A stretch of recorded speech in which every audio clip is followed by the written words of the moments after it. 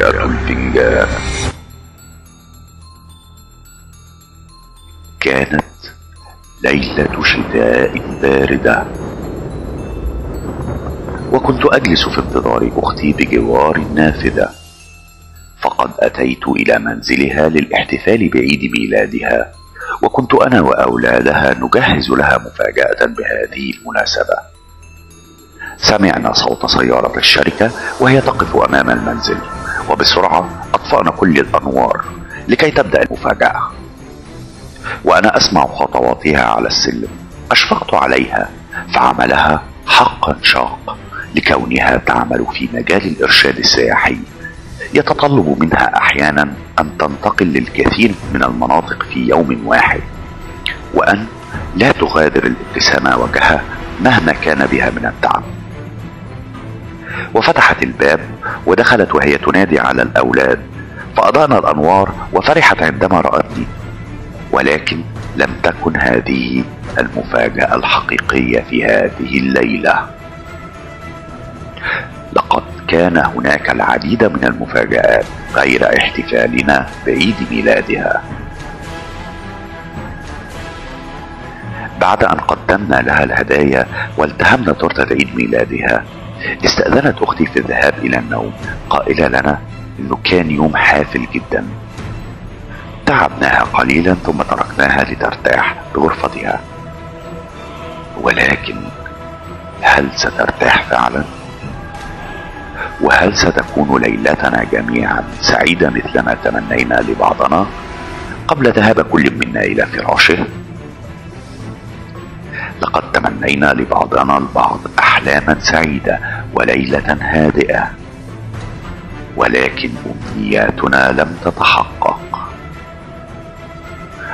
وأثناء الليل صحيت من نومي على صرخات مفزعة تأتي من غرفة أختي.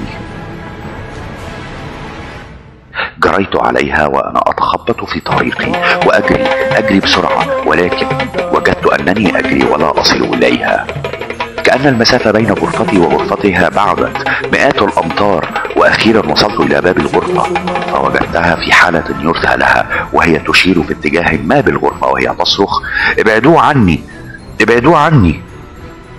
تقدمت إليها وأنا أنظر إلى الاتجاه الذي تشير إليه فلم أرى شيئا، فتعلقت بي وهي تصرخ: لا ما تخلوش يقرب مني. فسألتها: عمن تتكلمين؟ لا أحد غيري وغيرك بالغرفة. ثم انتبهت: أين الأولاد؟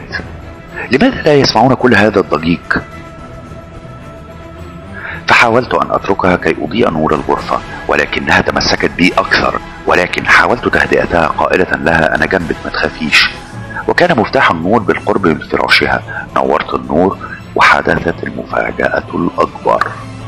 رأيت أختي وهي تقفز إلى النافذة لتلقي بنفسها منها. يا الله، ماذا تفعل هذه المجنونة؟ فارتميت عليها وبكل قوتي وأنا أحاول منعها من السقوط وهي تصرخ: أولادي، ابعدوا النار عن أولادي. فمنعتها وأغلقت النافذة بسرعة وأنا أردد: بسم الله الرحمن الرحيم، الله أكبر، إيه اللي جرالك؟ تعالي اهدي، أولادك بخير، لا تصرخي هكذا. ثم أخذت في تلاوة ما تيسر لي وقتها من القرآن الكريم وأنا أردد مع بداية كل سورة: أعوذ بالله من الشيطان الرجيم. وبعد مرور الوقت ولم أدري أهو قليل أم كثير، هدأت أختي قليلا وأفاقت وكأنها كانت في كابوس فظيع، وبدأت في رواية ما رأت. وأنا في جولتي سياحية مع بعض الأجانب قررنا أن نرتاح قليلا، وكنا وقتها في منطقة للآثار، فجلسنا على أحد المقاهي الشهيرة لنشرب القهوة والشاي. وأثناء ذلك أتت إلينا سيدة مسنة وسألتني أن تقرأ لي الفنجان، ولكني اعتذرت لها، فألحت وقالت: لن أخذ منك كثيرا، ولكني اعتذرت لها مرة ثانية. فسألني أحد السائحين عنها: وماذا تقول؟ فترجمت لهم فضحكوا وقالوا: خليها تقرأ لنا. وبالفعل قرأت لاثنين منهما الفنجان وقمت أنا بالترجمة. وكان من الغريب أنها تحدثت عن أشياء حقيقية في حياتهما، فزاد إعجابهما بها. ثم عادت وطلبت مني أنا هذه المرة قراءة الكهف، وكنت قد مللت من إلحاحها، فتركت لها يدي وأنا لاهية عنها بمتابعة من معي. ولكن عندما بدأت في قراءة الكهف حدث شيء غريب. وجدتني أنظر إلى عينيها فجأة، ورأيت لمعة بعينيها. جذبني هذا الضوء الخارج من عينيها، فأخذت أركز أكثر فأكثر، ولم أستمع وقتها إلى ما تقول.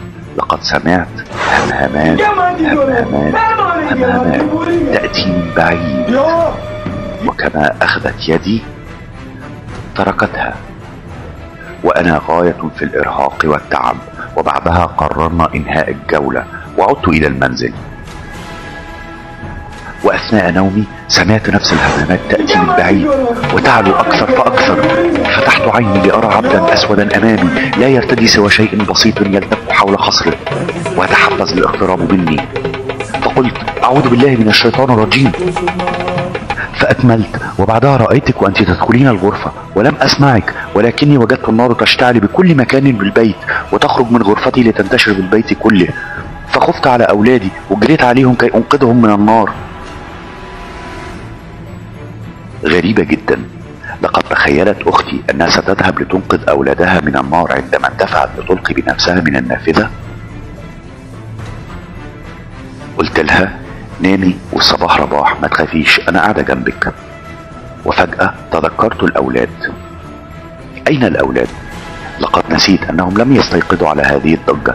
تسللت من جانبها، أسرعت وفتحت باب غرفتهم لأجدهم نائمون كالملائكة وكأن شيء لم يكن. وفي الصباح جلسنا نشرب قهوتنا وآثار التعب واضحة علينا، وقلت أرجوكي ما تخليش حد يقرأ لك الفنجان ولا الكهف ولا أي حاجة من الكلام الفاضي ده تاني، حتى ولو من باب التسلية. منهم كتير دجالين، ولكن برضو فيهم السحرة، وده اللي انت تعرضتي له امبارح. الست العجوزة دي وهي بتقرأ لك الكهف كانت بتعزم عليكي. هي ليها في السحر ومتسخر لها جن بيحضر لها ويقول لها حاجات عن ماضي اللي بتوهمه انها بتقرأ له الفنجان او الكهف، لانه في علم الغيب عند الله وحده. اما الجن ده فبيحاول السيطرة على المقروء له الفنجان عشان يكون حليفه. اعوذ بالله من الشيطان الرجيم. بسم الله الرحمن الرحيم. وإنه كان رجال من الإنس يعودون برجال من الجن فزادوهم رهقا. صدق الله العظيم.